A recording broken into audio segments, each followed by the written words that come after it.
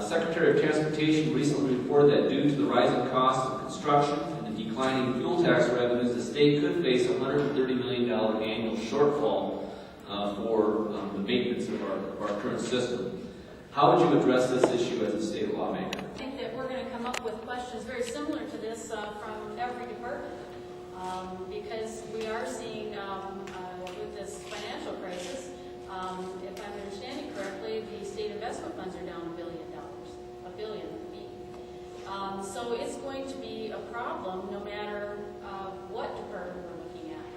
And I think that we're going to have to make cuts. And unlike the presidential candidates on the debate, who, when they were asked what they were going to cut to make up for the $750 billion that was allocated, neither one of them came up with a straight answer. And I think the straight answer is we're going to have to cut.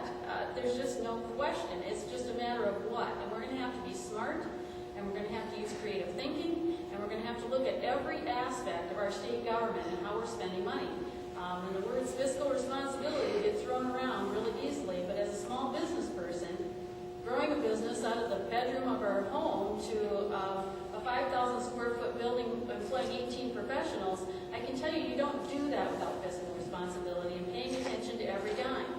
And that's what we need to do in state government. You need to run like a business. And of course, our budget is balanced by the Constitution. The Constitution does not allow us to over budget or overspend. Our budget is balanced by state constitution. So there's no question we're going to have to cut. If revenues are down, we're cutting. The advantage and the curse of being last is you get to hear what everybody has to say, but then you also hear what everyone has to say. Maybe you end up competing a little bit. But I agree with a lot of the people on the panel that we will have to prioritize. But I think it's important to know that if we're going to prioritize, not to keep harping on open government, we have to know where the money we're spending is going. You know, at the end of last session, the legislature didn't include Governor Rounds' pet project for his laptops. Boom, all of a sudden he found some money for laptops. You know, I've taught in a laptop school, it's great, but is that a #1 priority? And if the legislature sets priorities, are we going to be able to have a governor who will follow them? I don't know. But as we're prioritizing, another thing we need to look at when we're making cuts, how much money can we save in our fixed costs? Being efficient won't answer all the problems, but it can go a long ways.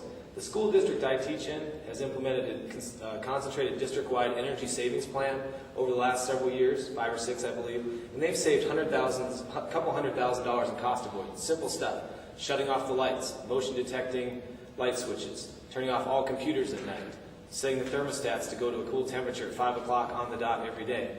If we did that in every school, every state office, how much money could we save that we could put back into our infrastructure, which is actually an investment in economic development, it's putting people to work. Hopefully on the federal level, we'll start getting a little more help. As a federal government, we're investing $10 billion a month in a country with $79 billion government surplus. That's not right to me. Hopefully, we'll see how things go on the 4th. We can change that and start investing in America again. State workers, when we're traveling to Pier, not to pick on my wife, could we use the DDN network, the digital data network where you video conference? Could we use that for state meetings so we're not paying all this mileage, fuel, hotels? How much money can we save there? So we probably will have to make some cuts. That's no doubt about that. But how much money can we avoid spending on our fixed costs and utilities? How much can we save by thinking smarter instead of working harder, by using things like video conferencing, email communications, group phone calls, all of those things as a state? How much money can we save to spend on things that actually matter, like our infrastructure, like education, by just thinking outside the box a little bit? Here this year, I think it's going to become reality that there's going to be a lot of cannibalism going on here this year, simply because there will be a smaller pile of money that has to go around to everything. And I think that the big transportation is not immune to this, but they're going to be right at the forefront because it's a huge number that they're talking about. It's going to be priorities.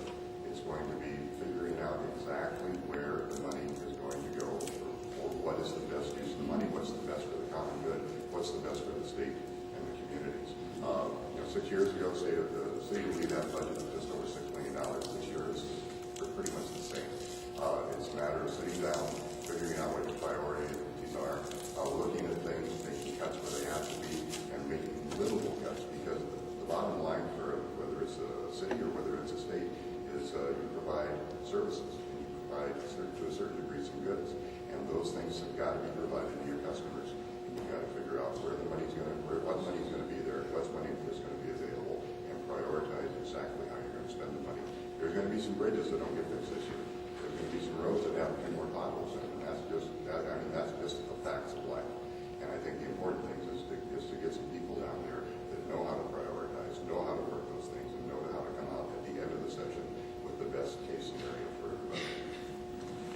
We're on the same page on this one.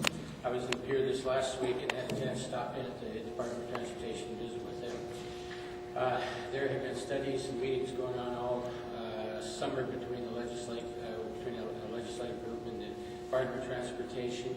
They will have the final results of their meetings, I think on the 15th, about a month from now. And I imagine that what's going to come out of that, there's going to be several proposals to increase some type of tax. You know, we've got 22-cent tax on gasoline, and that hasn't increased for a while, but I don't think that, you know, we're now down at the point where I can fill my car without having to sell a kidney.